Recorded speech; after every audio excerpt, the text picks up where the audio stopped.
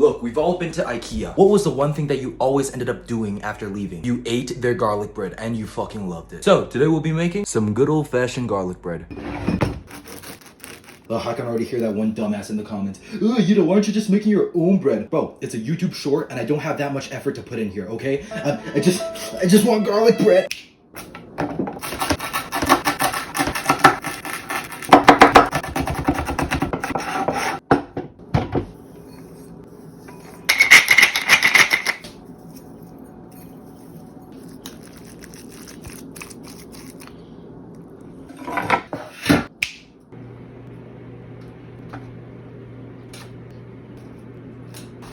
Throw it in the oven at 350 degrees for 5 to 8 minutes.